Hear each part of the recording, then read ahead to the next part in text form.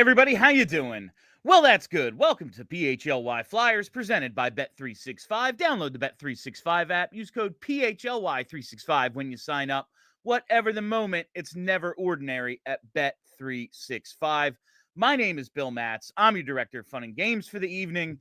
Joining me virtually on this snowy Monday, it's Philly's #1 hockey beat writer, Charlie O'Connor. What's going on today, Chuck? I'm feeling pretty good. Tracked 2 hockey games today, already shoveled my sidewalk and steps. So I am prepared for a nice and chill night after we get done this. Chill. Well done. Well done. Yeah, that's it's one of those fun snow days. We're all just kind of doing our thing today. We're working remotely. Nice luxury to be able to do that. And I wanted to kind of like take a step back today. Like we get so engrossed in the schedule and pre and post game and like freaking out about, oh, well, Alexei Kolosov sucked today. And like, that's the whole show. So I took a look at the standings today and like they showed them during the broadcast last night. I said like on post game, if you look at it long enough, like you'll make yourself go cross-eyed basically. But I'm taking a look at the standings today and there's like this interesting juxtaposition. So this graphic here on the left, it's the league standings, the bottom 10 teams. The Flyers are 10th from the bottom, 23rd in the league by points percentage. The graphic on the right are the Eastern Conference wildcard standings. While the Flyers not currently in a playoff spot, by total points, they are 2 points out of a playoff spot, Charlie. Not just for the Flyers, because like we could say that literally every day for the last 10 years, but what the hell is this season? Like it's so hard to get a grasp on what the Flyers are because they're ridiculous, but also because it's so hard to get a grasp on what the league is. All of a sudden, Pittsburgh's in a playoff spot. Ottawa's playing well. Columbus is still hanging around. Montreal is basically the same record as the Flyers. Obviously, you know, the Sabres are the Sabres, and that's LOL. But like, what the hell is this season, Charlie? I think what it boils down to, and these 2 screenshots do a great job of showcasing it. It's just the fact that you've got a bunch of teams this year that if you're going to give them a 1-word grade, it's meh. Meh. Yeah. You have a lot of meh teams because to me, the funniest way to look at it is the Flyers are 2 points out of a playoff spot. That is 100% true. They're also 2 points out of having the 5th overall pick or the 5th best odds in the lottery. That just speaks to the overall mehness of basically everyone after maybe the top 8-9 teams. Everyone else just is kind of meh. And do I think that over the course of the second half that's going to be stratified better and there will be teams that step up and teams that fall down? Yes, I do. But we are at basically the midpoint of the year. We're pretty much right there. And maybe this is just going to be one of those years where you have some really good teams and then everyone else. And we had like last year with the Devils not being good and the way the Caps and Islanders got into a playoff spot that maybe the Flyers and or Penguins could have had. Like it was okay. So there's these like 2 teams in the East that are just kind of bad. And the first round of the playoffs showed that. This year it feels different where it's, yeah, man, there's some good teams, but like even like the Caps last year, okay, yeah, they're in, but are they a good team? No. I don't know if they're cup contenders, but their record says they are. Like they're playing like it right now. Yeah, tomorrow for the Flyers is game 41. We are at the halfway mark, and there they are. Awesome. So maybe they actually are contenders. But like outside of those few teams, everyone's almost exactly the same. Like even Buffalo, we can sit there and laugh at them, but like, I don't know, they're 6 points behind the Flyers. That's a week. 6 points is a week. The Flyers could be tied with them or like in 3 games. It's just such an odd season that it's like that 2 points out of the playoffs and 2 points out of the 5th pick, Charlie. I feel like it should make everyone happy. Like everyone's getting what they like. If you think the NHL loves it. Yeah. The league loves it because literally every team can make the playoffs, and that's having teams involved, having markets involved late in the season. Like that's where you make your money. But just from a Flyers fan standpoint, I feel as if like the tank people should be happy because a bad week and they're in like fourth from the bottom. Yeah. And the let's compete people should be happy because a good week and they're in. Like that's shouldn't, but it seems as if it's going the other way, where everyone's just mad about the other thing, and that's being a sports fan. Sure. I don't think it's even Flyers or Philly specific. That's just sports. You're gonna look at the thing and just be mad about something, but I'm just trying to get a grasp on where this Flyers season is going, and it's so damn hard to predict. Like the goalie situation makes it, yeah, I don't know. They might give up 100 goals in a month. Who's to say? But you take a look at this remaining schedule, Charlie, and how they're right there on the cusp, but they're below Hockey 500 right now, and 21 of their next 33 games are against teams currently in a playoff spot. They have a real tough schedule over the next couple of months. And it's very funny the way this is going to end. Like you have in your article, what are people mad about in your new, your revamped 10 observations. The last couple of weeks of the season, Chuck, you can already write it. The final 9 games, Montreal, Buffalo, Nashville, at Montreal, at the Rangers, Islanders, Ottawa, Columbus, at Buffalo. They're going to be in line for like the 3rd pick. Oh, geez. 11th because they win like 7 of the last 9. That is a really easy end of season schedule. You're right. Yeah, it's so funny because like the next couple of months, 21 of 33 against playoff teams, and then those final 9 are like, who's the best team in there? Ottawa, like who's not in a playoffs? They're right there, but they're not currently in a playoff spot.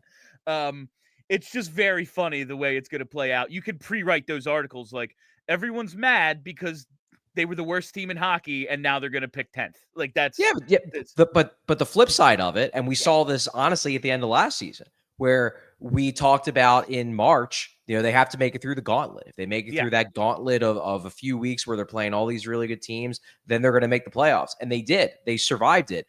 And then the floor fell out from under them when they started playing the bad teams. So fair. We might be setting ourselves up for that again, where suddenly they look like they're set. They get through this hard stretch, and then they lose 5 out of 6 to these teams that aren't even close to being in playoff contention. That's certainly possible. But yeah, it's a weird season overall in the NHL. I think probably part of it is that there are a few teams that we were pretty sure were going to be good, and it turns out they're a mess. Like the 3 teams I'm thinking of right off the top of my head are the Rangers, obviously. The Rangers are a dumpster fire, and they apparently hate their GM. They're waiting for their coach to get fired, but they're not going to fire the coach. So what's going to happen? So you have them. You have the Bruins, who they've righted the ship to a degree, but they're still very much in that meh territory where I think most people looked at them and thought they were going to be a playoff lock. They are not that. They are going to be in that middle. And then you have the Canucks, who, like, I do think they're going to make the playoffs, but their 2 stars apparently can't stand each other. Yeah, like they're currently 13th in points percentage. I think most people probably thought they were going to be easily in the top 10 and maybe a dark horse cup contender. Instead, they are a team that is on the cusp of meh, and they are probably just they're staying out of meh territory because they just have too much talent. Not because they have the chemistry they had last year, which in addition to a lot of puck luck made them into a really good team. I just think that this season, the bad teams aren't quite as bad as you thought they were, with maybe the exception of the Blackhawks, who are real bad. But you have teams like Anaheim where they're bad, but their goalies are playing well, so they're winning more games than you expect. There's teams like that, and then you have teams, like the Rangers, like Boston, like Vancouver, that aren't as good as you think. And Nashville.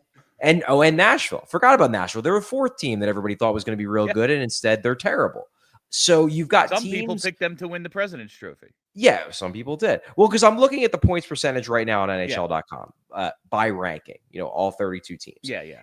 And I'll read through. Vegas, they're very good. Washington, I'll get to them in a sec. I guess. Winnipeg, we'll also get to them in a sec.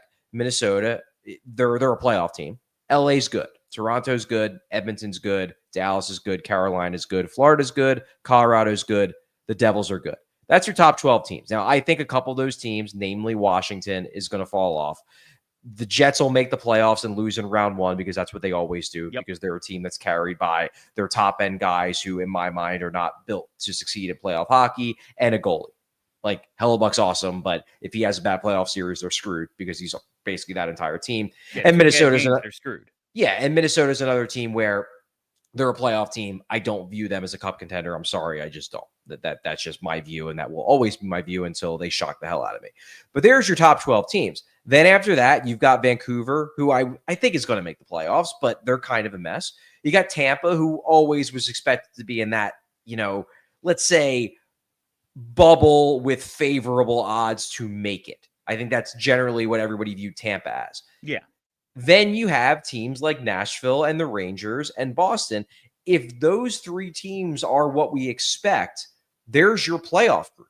And then there's everybody else. But instead, because a few of those teams have underachieved, suddenly there are two or three spots that are available. And that gives everyone hope. And that's what makes this essentially like the Schrodinger season, where everyone is simultaneously good and bad at the same time. Like, aside from those top, 9 to 12 teams where everybody knows they're going to be in the playoffs, then there's just everybody else, and everybody has hope, but everybody also are only, a 5-game losing streak away from picking in the top 5. It's a weird season because I think a few teams that everybody thought were certain to make the playoffs are dramatically underachieving relative to expectations, and it's opened the door for everybody else. It has, and it's it makes it impossible to predict. And I think I kind of have an idea of where the Flyers season's going to go, simply because of, like I said, 21 of the next 33 against playoff teams, and goaltending is it's been abysmal, honestly. Yes, I was encouraged by what I saw out of Ivan Fedotov last night. Also, we are grading on the steepest of curves because they have the worst goaltending in hockey, and typically that's not something you make the playoffs with. There were injuries involved too to some of their best players, but New Jersey was considered, if not a cup contender, a top 8 team last year, probably coming in. Yeah. And they sucked. They picked 10th because they didn't have a goalie. There's just nothing they could do about it. So it's the Flyers don't have Jack Hughes. They don't have those guys. So I can't imagine they're going to be able to make the playoffs with this goaltending. But also, the whole league is kind of in flux. There's no one except for those, 8, 12 teams that you named that are oh yeah, they're in. Sure. But what about everyone else? There's other spots though, Yeah. So I guess we'll just see. If you had to guess, and I know you hate the prediction game, you don't have a crystal ball, where do you see this going? Well, to me, unless Sam Ersson shakes off this injury, because he, to me, is the key to this whole thing, because he's the only guy in this goalie group, let's say, that I am relatively confident is at least okay, is at least average, passable, can keep this team in games on a consistent basis. If he's mostly done for the year because he just can't get this injury right, then they have zero chance of making the playoffs. Because I cannot envision a scenario where they ride Alexei Kolosov or Ivan Fedotov to glory, nor can I envision a scenario where the rest of the team is so good that they overcome it. Like a couple years ago, Colorado was so good that they had bad goaltending and they still comfortably made the playoffs because their scorers and the rest of their team, the skaters, were just that great. Yeah, the Flyers, MVP candidates. So. Yeah, the Flyers, I think, are better skaters wise than I think a lot of people give them credit for. I looked up the evolving hockey expected goal differential at 5-on-5 before the show. The Flyers are now 5th in the NHL in expected goals for percentage. They are a legitimately solid 5-on-5 team. So I think they are better than a lot of people give them credit for. However, they are not a team that is going to be able to win a lot of 6-5 games. No. They're good at differential, but I don't think they're ever going to be a high scoring team, which means they have to win games when they score 3 goals, score 4 goals. And if the goaltending is bad, they're going to lose a lot of those games because the goalies can't stop a beach ball. If Sam Ersson can shake this off and come back, and I'm not saying run him into the ground the way they did last year, but if he can play they have what? They have 42 games remaining. Last night was the 40th game. If he can play 25 to 30 of those games, I feel like unless you see a team like the Rangers or the Bruins, or another one of the mid, like Ottawa, if those teams all have big second halves, like I think their ceilings are higher than the Flyers, so they could just push the Flyers out of wild card contention because they play up to their talent level. Unless those teams get going, if Ersson plays a lot of games and at least is passable, I still think they can make the playoffs. I think they're a good enough team to make the playoffs. But if Ersson plays 5 to 10 games the rest of the way because he keeps getting banged up, they have no chance. No chance at all, because I just don't have any confidence in Fedotov or Kolosov, nor do I think, and Briere could prove me wrong, nor do I think that Briere is going to go out and trade for a goalie to salvage this thing. I just don't get the sense he feels any urgency to do that. I really don't. And you can agree with it or disagree with it. I just don't get the sense it's going to go out, because like Kevin Kurz wrote an article today of like, these are the guys they could trade for. I'm just not confident Briere is going to do it. I think they're going to ride this out for better or worse. I do want to get more into the goalies and those possibilities in just a second. But first, I got to tell you about our presenting sponsor, Bet365.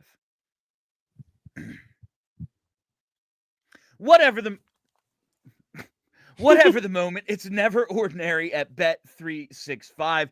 I've been using the Bet365 Sportsbook all season for my pregame bets, for my futures, all the props and everything that I share with you. It's all on the Bet365 app, and for good reason, man. They have 90 million worldwide users. They live stream 780,000 events each year. One of the great features I love about it is that early payouts. Say you bet an NHL game, the team you took on the money line goes up 3-0, and somehow they blow it. Well, guess what? You already got paid, so it doesn't matter at all.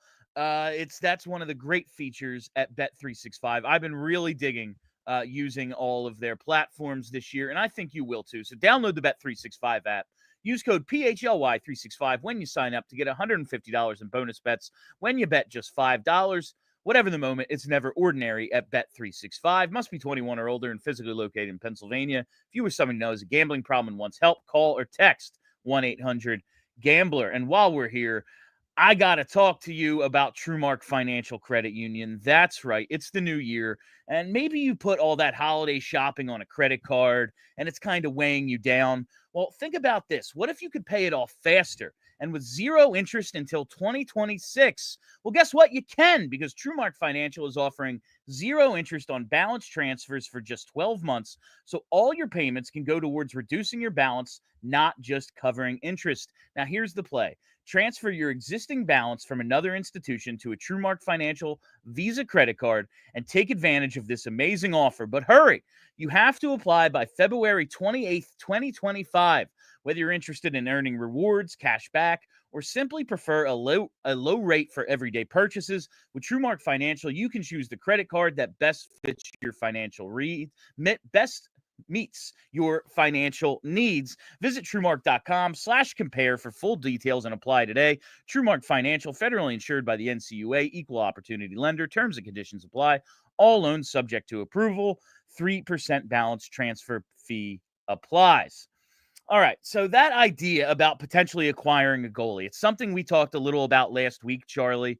My thing is, Danny Briere hasn't seemed all that interested in like surrendering too many assets at this point. And I can't imagine like any of the goalies they'd be interested in would be like, oh yeah, you need a first round pick to get that guy. Like, I don't think that would, if they were to do it, that wouldn't be the target. No, they're not trading for John Gibson or anything. No, That's no chance. Yeah.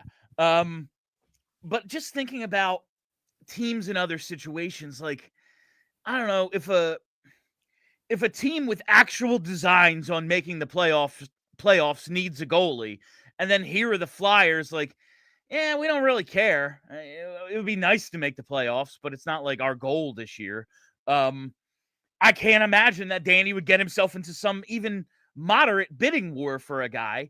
It doesn't make sense, because we've said so many times, yes, they need to survive this season, and it does make evaluating everybody really hard when you're getting .870 goaltending. Like, that's rough. But just because you're not getting the answer you like doesn't mean you're not getting valuable information for the rebuild. Like, if Sam Ersson can't stay healthy, if Ivan Fedotov stinks, like, these are good things to know. It's important to know this now rather than 2 years from now. And I just can't see it happening. Like, it's the Flyers. Who the hell knows? Like, they could trade for Draisaitl tomorrow. I don't know. But like, I don't think it makes sense, right? You know what? To be honest with you, Bill, I would have zero problem if they went out and tossed a 4th round pick or a C-level prospect to some team to get a goalie, especially if they find out that Harrison's like going to need surgery or he's going to miss 2 months because they can't get a handle on whatever is bothering him. I would have zero issue with that. I really wouldn't, because I would have a major problem if they gave up a 1st round pick or a 2nd round pick or probably even a 3rd round pick. Be like, all right, those are picks you really want to be doing something with.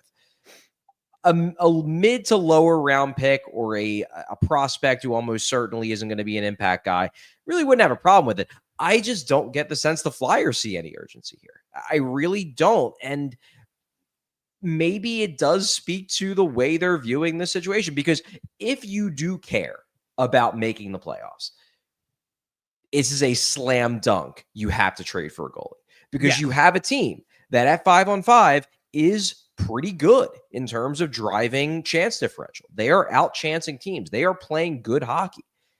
This is a team, given the fact that you have teams like the Rangers and the Bruins, have dropped off or not living up to expectations. The teams that you were like, well, they might step up. The Ottawas, the Buffaloes, like Ottawa has stepped up to a degree, but they're not.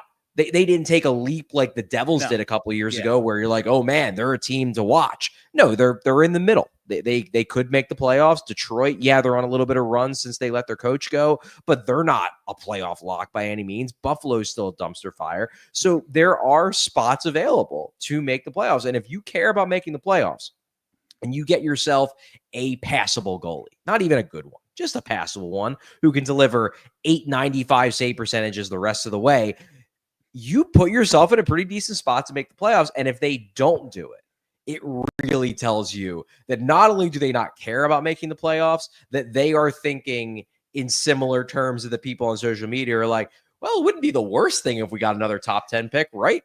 Yeah, it's funny. 2 things there. Like, one, 895 was exactly the number I was going to say. Like, I'm not saying a good goalie. I just mean someone who isn't the worst. Like that's maybe what they would be looking for. And that might be telling. Like, between now and the deadline, if they don't go and trade, you said like a C-level prod, like if it's Adam Ginning for whoever. That's a perfect name. Yeah. Like, if they don't go do that, a 5th round pick or Adam Ginning for just some goalie, they are of the belief that, man, like that kind of tells us, even though they want to play these competitive games and be all in on the culture and everything, that tells me a little bit, at least they're sane. They're like, well, we could, but this is kind of one of those gifts dropped in our lap here, like if we're going to pick 6, let's pick 6. That sounds pretty good to me. I could absolutely see that happening. And I think we can draw conclusions from that. Like, if they don't get a goalie, that means they're cool with being in the lottery, being high up in the lottery. And honestly, everyone should be, regardless of what your stance is on the rebuild. Like, they do need those guys. And I thought you made a perfect example out of it in your article last night, Chuck, where it's, the good enough to win thing. And honestly, you said earlier, they're not going to win a bunch of like 6-5 games. No. And you need talent to do that.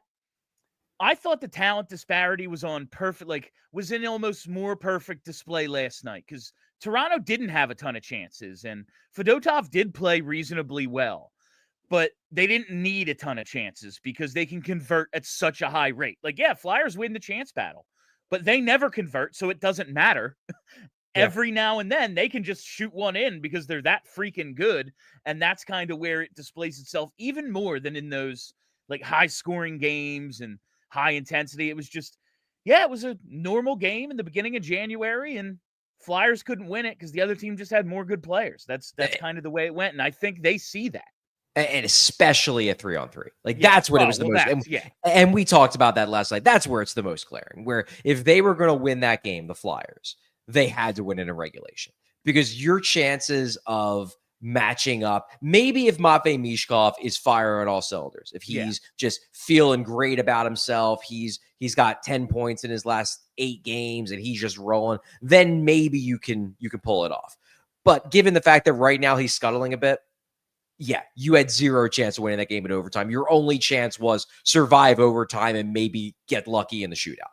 But you're not matching up. The Flyers, as they're currently constituted, are not matching up with the Toronto Maple Leafs in 3-on-3 with all that open ice. They're just not going to do it. They don't have the talent. And that's why the Flyers, I said this on Twitter after the game, that's why the Flyers are publicly proclaiming that they are still in a rebuild, because they know that they're far away from a talent standpoint of matching up with the Torontos of the world. And they probably think higher of the talent they have on hand than most fans do. Yeah. But even they know they're not close to where Toronto is.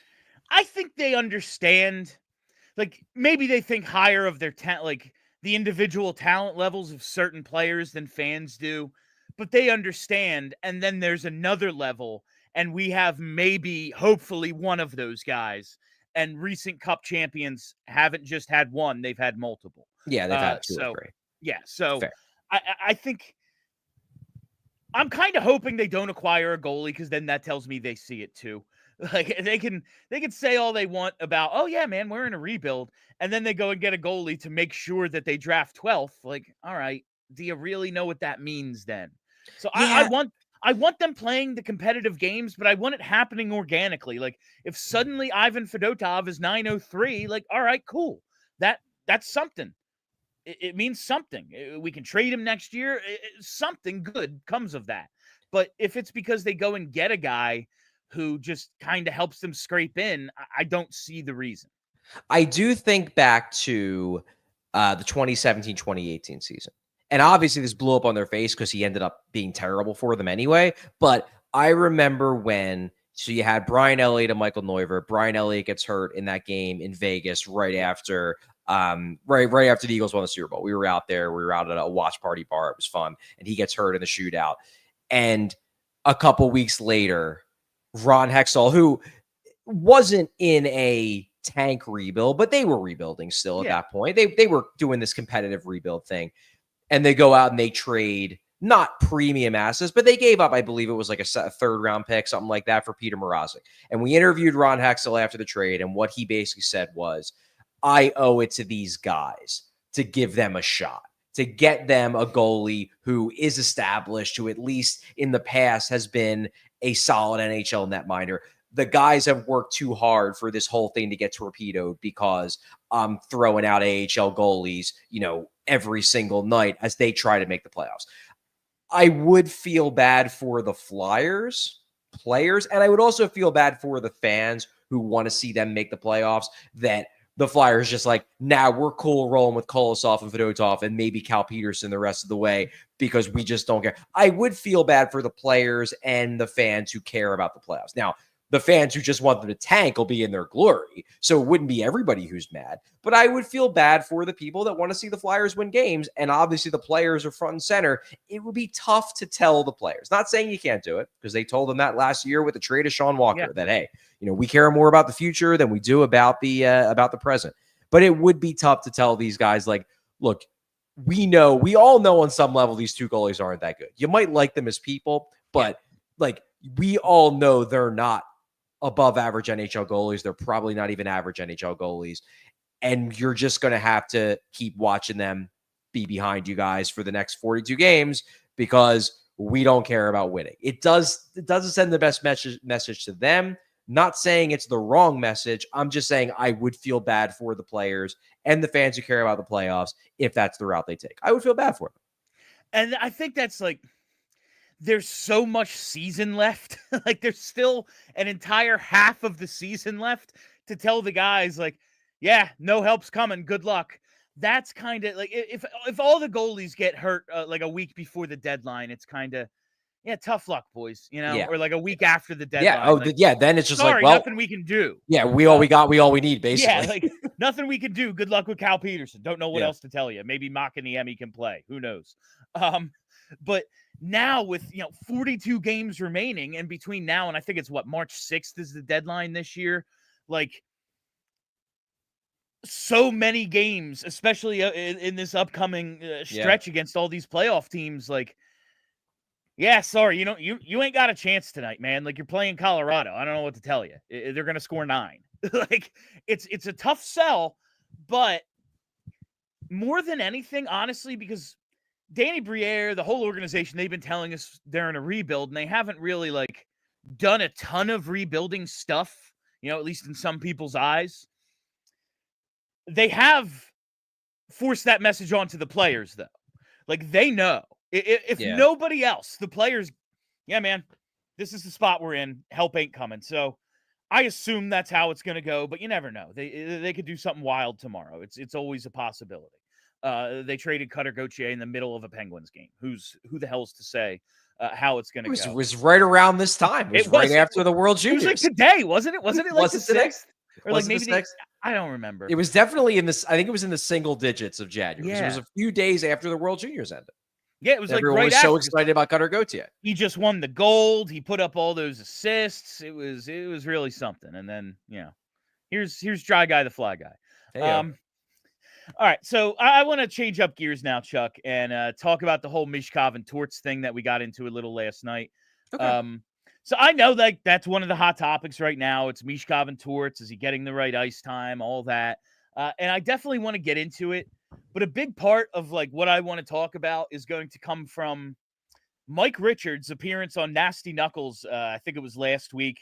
And Torts' practice comments from Saturday, where he's answering questions from a hockey news reporter about Michkov and the way he's coaching him.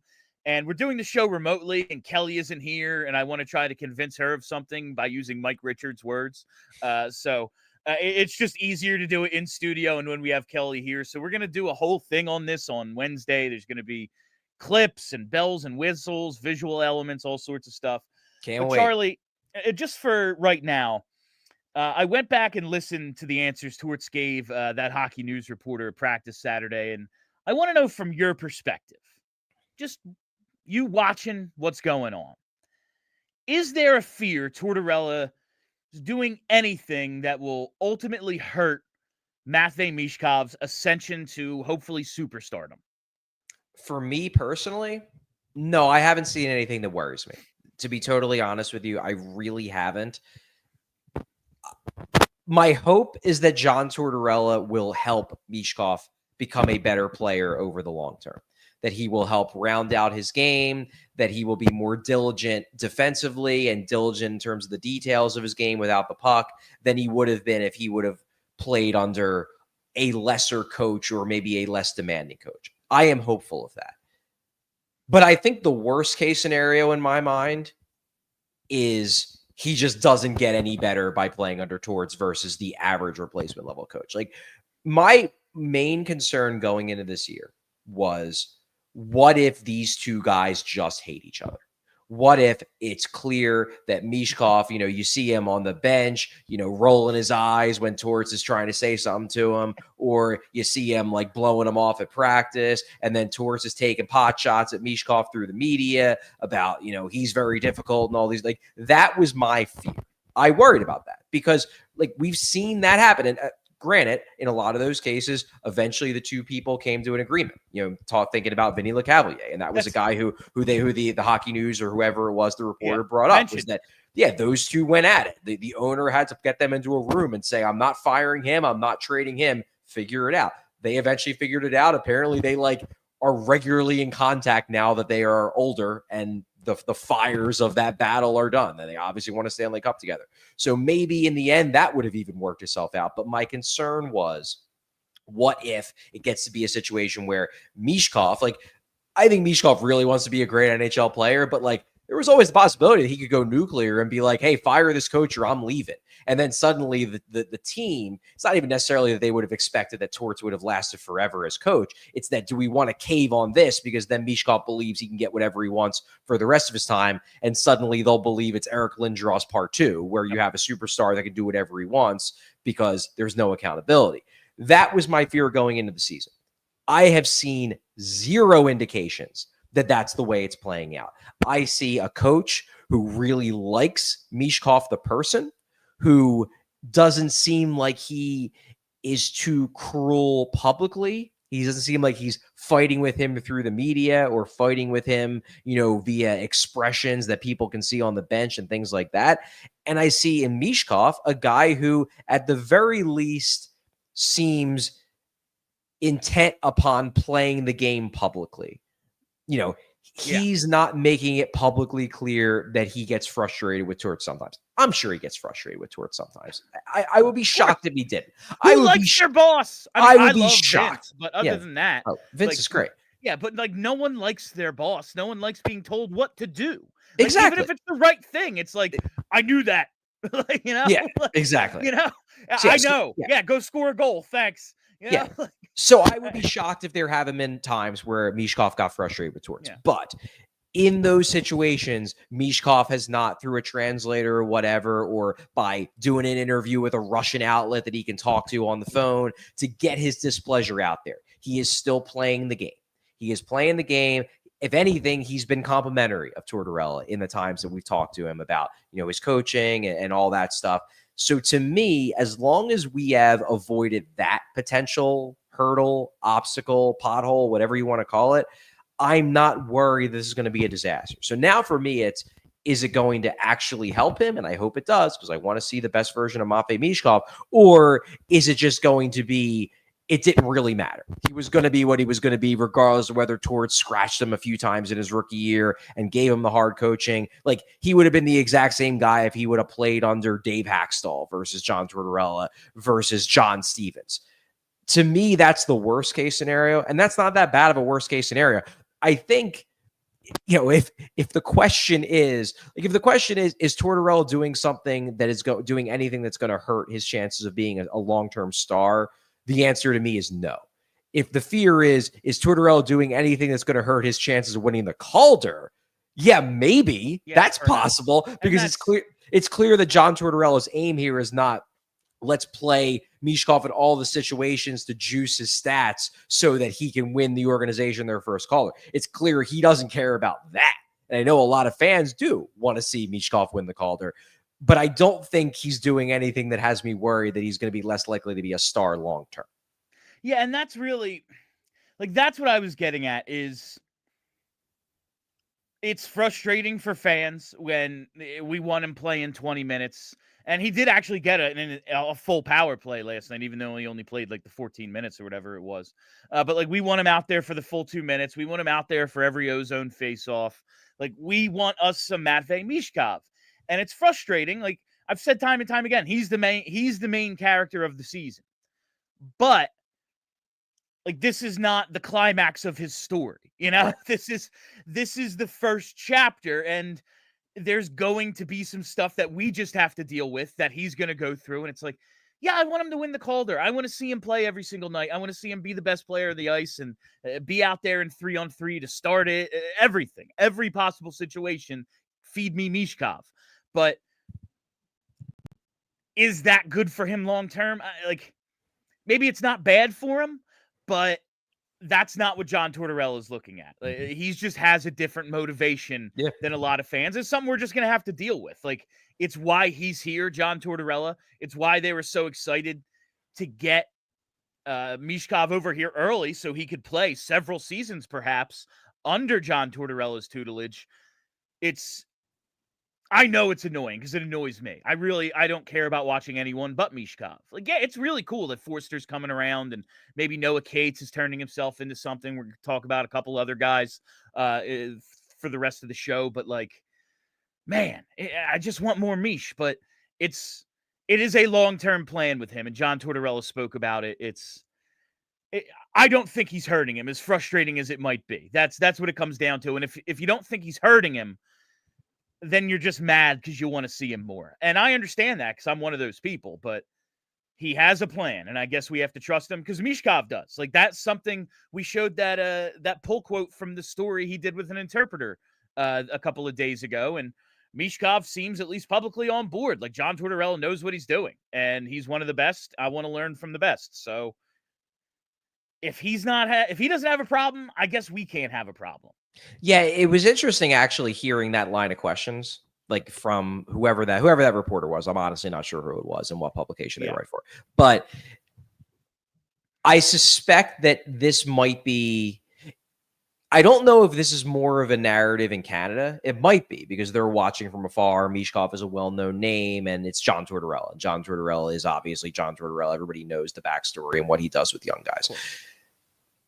I guess for me personally, I wasn't aware that there was this much consternation about the Michkov Torts thing, in large part because over the last maybe month and a half, I've like very purposely pulled back from Twitter because I gather that I guess there's a lot of people angry about it on Twitter. It appears that is the case. And maybe that's where some of the consternation from Canada is coming from, because they're looking at people, Flyers fans on Twitter, getting real annoyed with the fact that Michkov isn't getting as many minutes per game as Celebrini and isn't getting used in the same degree and is getting benched for the third period. From my perspective, I'm around the team and I'm trying to spend less and less time being in social media world because I just don't think it's good for my mental health. I'm around the team, and being around the team, I haven't got the vibe that there's anything wrong here, which is why I think that like the narrative of, is there something wrong here, kind of came out of nowhere for me, because to me, if if anything is more of a social media creation driven by the frustration of individual fans than it is based off of the reality of Torts and Michkov actually butting heads, because I don't think they are. Yeah, and we're going to get more into that on Wednesday's show. We'll talk plenty about it. Kelly will be joining us. I'll have all sorts of clips and stuff. That'll be fun. But before we go any further, I got to tell you about our friends at Shady Rays. Get ready for the season ahead with quality shades built to last. Our friends at Shady Rays have you covered with premium polarized shades that won't break the bank. Shady Rays is an independent sunglass company offering a world-class product rated 5 stars by over 300,000 people. Their shades have durable frames and crystal clear optics, making them the perfect choice for all outdoor adventures, and they have hundreds of options to choose from, so you're bound to find the perfect pair to match your style. I've been wearing Shady Rays ever since they became a sponsor. I am a big fan of their product. The polarized sunglasses sometimes mess with my eyes. My wife has a problem with it. Like, you look at the nav screen in the car or something with sunglasses on, and it doesn't happen for whatever reason. Shady Rays, their product, doesn't screw with your eyes like that. There's a million reasons to like them. One of them is exclusively for our listeners. Shady Rays is giving out their best deal of the season. Head to shadyrays.com. Use code PHLY for 35% off polarized sunglasses. Try for yourself. The shades rated 5 stars by over 300,000 people. You all know how much I love my Shady Rays. I think you'll love yours too. And now it's time to talk about Glatt Hair Restoration. That's right, because Glatt Hair Restoration is now under the direction of Dr. Morgenstern, a highly respected plastic surgeon, but nothing has changed. You still get the same peerless approach to care, same expert team, same unmatched Glatt system, same state-of-the-art location, and the same stellar results, because each member of this exceptionally trained team brings 30-plus years of industry experience. Hair restoration is all they do, from laser light therapy, non-invasive TED treatments, vitamin supplementation, medications, PRP and stem cell restoration, and hair restoration surgery. And every patient receives a complimentary one-on-one consultation to pinpoint the best course of treatment, because everyone's hair is different. Not everyone's in the same stage of hair loss. So bald is now optional. If you want to improve how you look and how you feel about yourself, Glatt Hair has the right treatment for you. Regain your confidence. Visit glatthairmctr.com or call 610-980-4000 to get started today. Yeah, the Michkov, it's something we're going to do. Like, you always have to remember, it's coming from Canada. Like, in Canada, that's Aaron Rodgers. Like, John Tortorella, Matvei Michkov is Jalen and AJ. Like, Yeah. It's freaking Canada, man. It's not quite the same as it is here. Even though they can't seem to win a World Juniors. It's wild. It's so weird. It's just crazy, man. You invented the game. It's like your national, it's like all you do, really. What the hell else even goes on in Canada? It's honestly a little embarrassing. Not gonna lie. I would be embarrassed if I was. I would be very embarrassed if I was Canadian. My God, it's your entire national identity. Like, what else? Most Americans have never even watched a hockey game. We're sitting here just winning golds. Like, my God, I'm a preeminent voice in hockey. I'm a moron. Like, this is America. But I guess, just win gold. It's what we do here. That's what we do. Sean Couturier, Charlie, an American who, decides he's Canadian for some reason. He was born in America. He was born in America. Hey, Sean, if you want to play for a winning country, we'll take you back. I don't think. Although at this point, I don't think Sean Couturier would make Team USA. To be honest, yeah, that's where I was going fair. with this it's segment. A fair point. So last night, we talked about Coots a little, made that nice play to pick up that assist on the Scott Lawton goal. But Sean Couturier this year, 19 points in 38 games. He did pick up an assist last night. It was his first point in 5 games. He scored a goal against Pittsburgh right before the holiday break, but that was it. His assist last night. In the last 4 games, he's been averaging 13 minutes and 12 seconds of ice time. He played 10 minutes even against Vegas. Like, that's real fourth-line numbers right there. He averaged 18-17 in his first 34 games. But we saw him, he kind of came in with a bottom 6 role to start the year. He was playing like 13 and a half minutes a game in the first 5, so he's kind of back to where that was. Where do you see this going with Sean Couturier right now? Like, where do you see his game at, first and foremost? Like, Sean Couturier is what in your mind? What do you mean by what?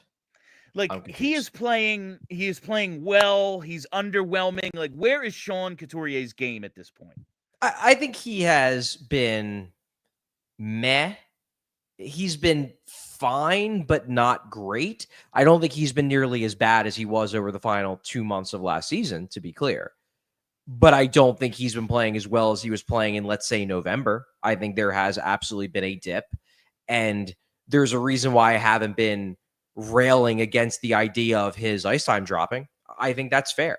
I think that, especially given the fact that the Cates line has been so good, that line deserves more ice time. Morgan Frost, like, that's the tough one. Is Couturier playing better than Frost? In some ways, yes. In other ways, no. They're probably delivering around equal value, just in totally different ways. Couturier is the guy that you feel comfortable putting out there in the final 10 minutes of a game when you're up a goal. Frost is the guy maybe you don't, because he hasn't been terribly defensively reliable, especially this year. You thought he made a turn for the better in that last season. This year, it's dipped again. He's no longer really a play driver, but I would say Couturier's play has undeniably dipped, but I don't think he's playing terribly, I guess is my answer.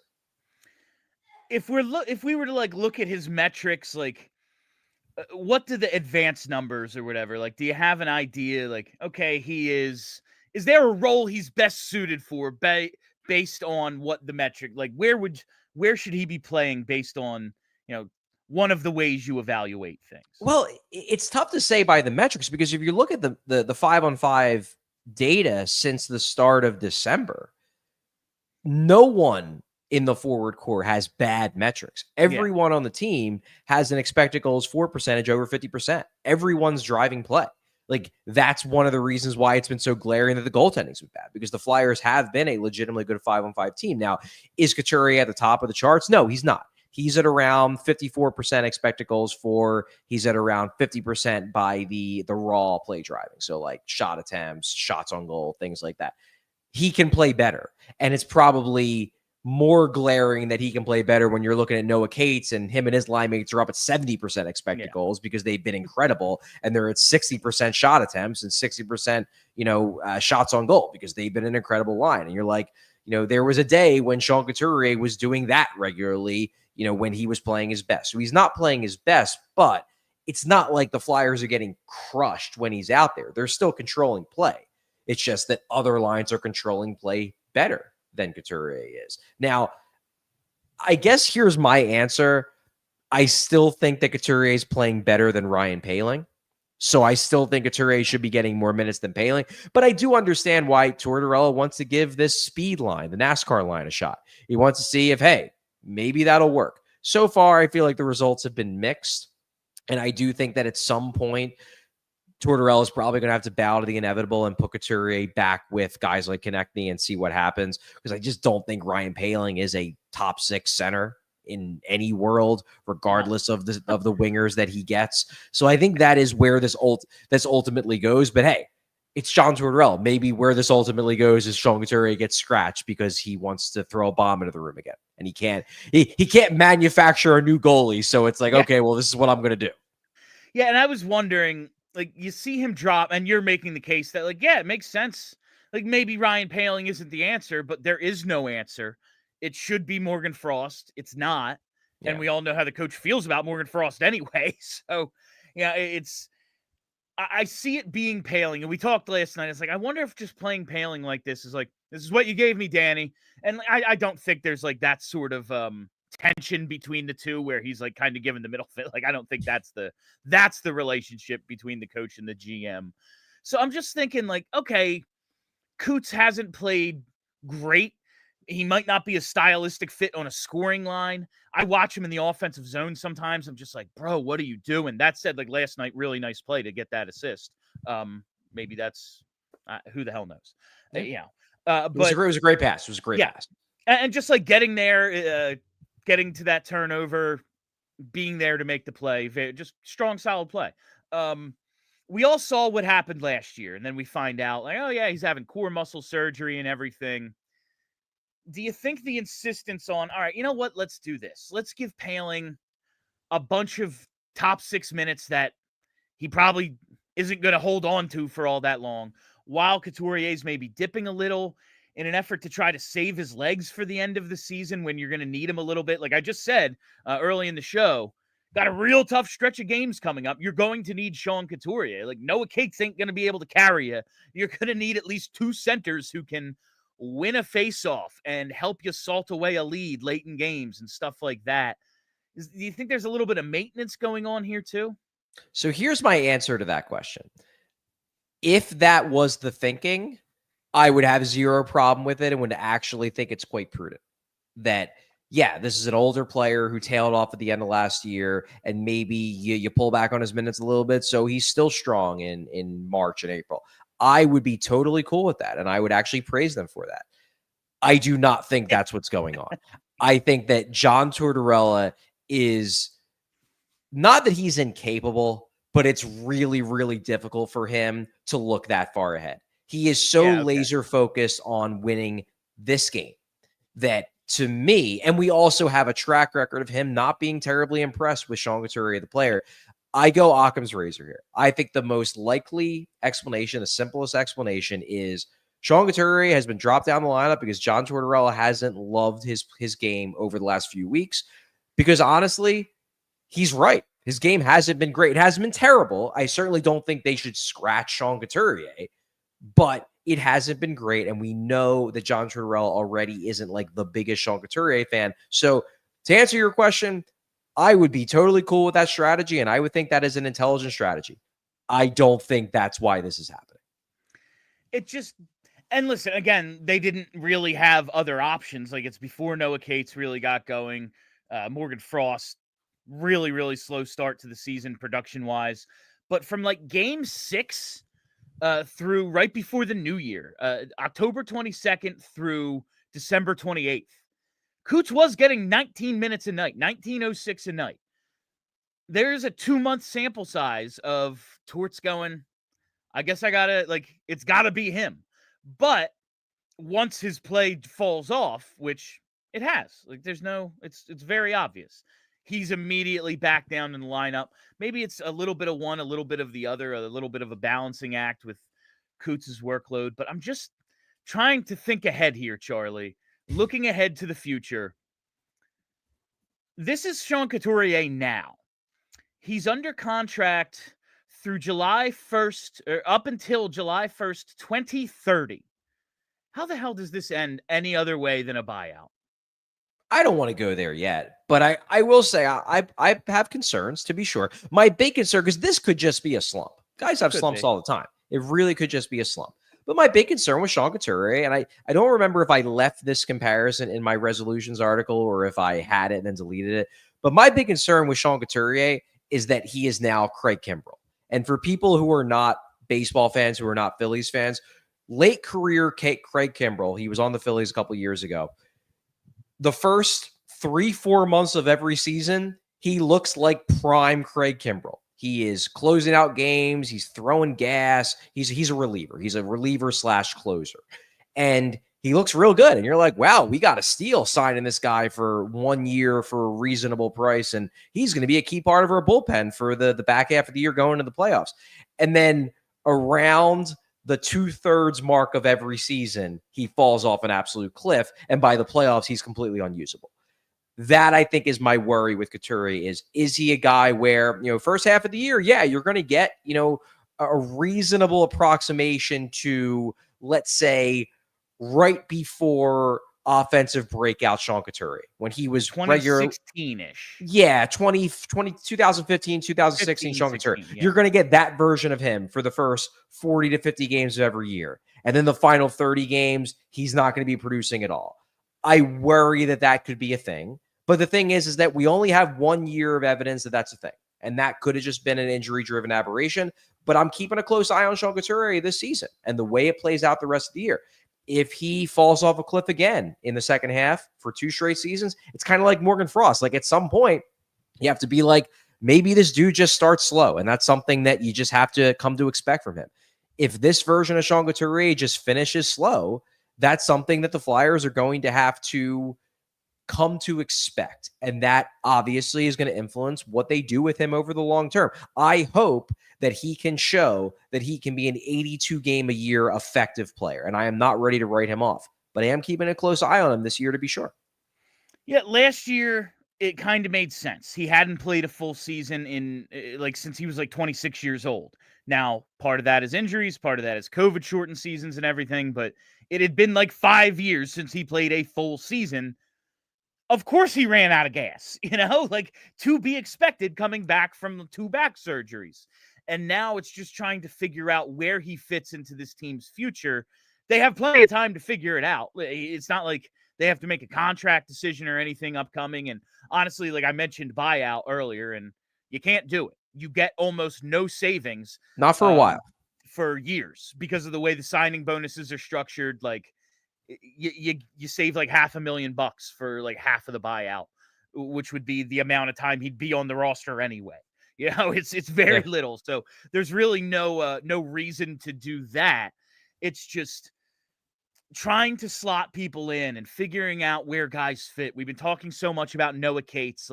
Maybe he's carving out a role for himself. Maybe he really is a decent NHL 3C, a guy who can be a play driver on that line. And if you put him with some dudes who can score, maybe he'll even put up some points like he's been doing with Brink and Forster lately.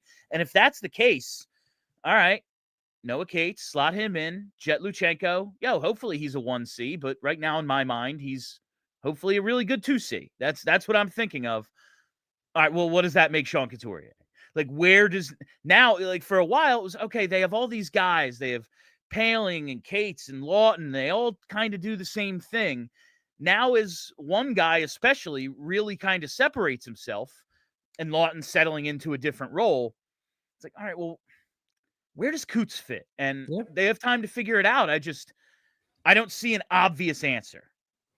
And I just think we are so early into this that there doesn't have to be an obvious answer yet. This is going to be decided over the next few years. For now, I am going to approach this as the second half of this year for Sean Couturier. It's a fact-finding mission to figure out what he can do in his 30s in the second halves of seasons. That's important because that's going to be an important piece of information that will guide you in terms of what degree he can be part of this moving forward. All right. We would like to thank all of you that have been joining us live on TV. Really appreciate that. Check out allphly.com for more of the show, for all of our shows and all Charlie's articles, everything. Check out allphly.com. All right, Brenna, let's hit those super chats. All right. First one from Hat Trick Patrick. He says, regular reminder to offer sheet Bedard. Or if you were Danny Briere, would you offer sheet anyone in the next few years? I would always offer sheet. Yeah, you're asking Bill. You're basically asking Bill, would you buy chocolate? Yes, I would. Every single day for the rest of my life. The team would be made of mostly guys they offer sheeted. He'd sign it, maybe, if he really doesn't like Chicago, doesn't like the direction of things there. They have to match. Like that's You're not stealing. You're not getting Connor Bedard. Like you can hat trick Patrick, you can dream, but that's never going to happen. It's great to dream. I will say, I think there's something to St. Louis's strategy I agree. of targeting guys the next level down. Now, you don't want a team of second liners getting paid like first liners. That's an issue as well. But I do think there's something to targeting those next level down guys on a team like Edmonton, where it's like, well, every dollar that we give Philip Broberg, we can't give Draisaitl and McDavid, so we have to make a tough decision here. And I mean, was Holloway and Broberg, like it's paying off. Those guys have been good for St. Louis, at least when they've been healthy. I think there's something to that offer sheet strategy rather than here's every dollar ever printed. We're gonna go get Shea Weber. It's maybe that's not the way to go about it, the way the Flyers had in the past. I would agree. And I'm very intrigued to see if that maneuver opens the door a little bit, because it didn't seem like there was anywhere near the same kind of backlash. And maybe there was behind closed doors, but based on the reporting and what I've heard on podcasts from Plugged In National Insiders, it doesn't seem like there was the same kind of backlash amongst GMs against St. Louis about like, oh, well, we're never going to deal with them ever again. Like I know Armstrong is the GM, like he's retiring. So like that's probably part of it. But also I just didn't get the sense there was that same kind of vitriol that was directed at Holmgren when he did the Weber thing. And he straight up said, he's admitted that was one of the reasons why he was willing to step down, was that he felt like he was getting frozen out. People weren't willing to talk to him because he had breached the circle of trust in the buddy group that is NHL GMs.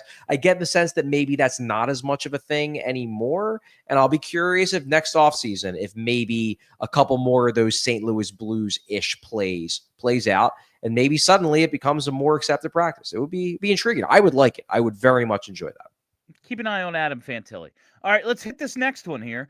From JH, Matvei Michkov's attitude problem, totally made up. Not willing to say it was totally made up. There was smoke there, but I think it's fair to say that it maybe was overblown. I have trouble calling a teenager immature because, like, of course they are. That's what, like, no, they are not mature yet. They are teenagers. That's, like, what they are. But he's a very competitive guy who sometimes probably take it out on his teammates in unfair ways, and he's growing. Like, I don't know if it's totally made up. I do think he probably didn't give the best answers at some of his interviews, like, because he didn't want to go certain places. He straight up told Arizona, no, ain't coming over if you draft me, like he did kind of orchestrate falling to Philadelphia a little bit, but there's been no evidence of him having any sort of attitude problem since he got here. And dope, cool. We got like a number 2 or number 1 overall pick at 7. Awesome. Worked out for us. Thanks for making it up if it was made up.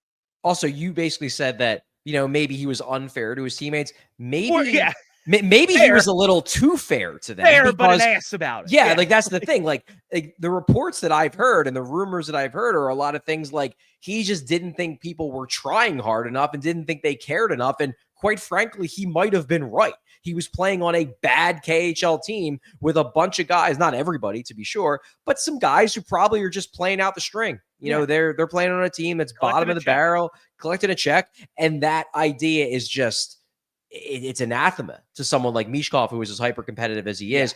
In the NHL, you're going to deal with far fewer, if any, of those types of guys. So it's a problem that, while I think there was truth to it, it just may have been overblown because it's not a problem that he's necessarily going to have to, it's not going to be replicated in this kind of competitive environment. All right, let's hit this last one now from Gary B. Bill, the person coming with me Saturday isn't the person who initially listed. Does that matter? No, I don't. It's just a ticket, right? Yeah, I don't think that matters at all. I'll DM someone, Gary B, hit me up on Twitter, but I don't see that being a problem. All right, that is all the time we have for you on PHLY Flyers for the day. PHLY Flyers presented by Bet365. Download the Bet365 app. Use code PHLY365 when you sign up. Whatever the moment, it's never ordinary at Bet365. Thank you all for listening. Thank you for hanging out. If you haven't already, make sure you're following us right here on YouTube. Hit that reminder bell so you never miss a live show. Follow us on Twitter at PHLY_Flyers and follow the podcast as well. Just search PHLY Flyers. All right, that's it for us. My name is Bill Matz. That's Charlie O'Connor. Until tomorrow, let's go Flyers.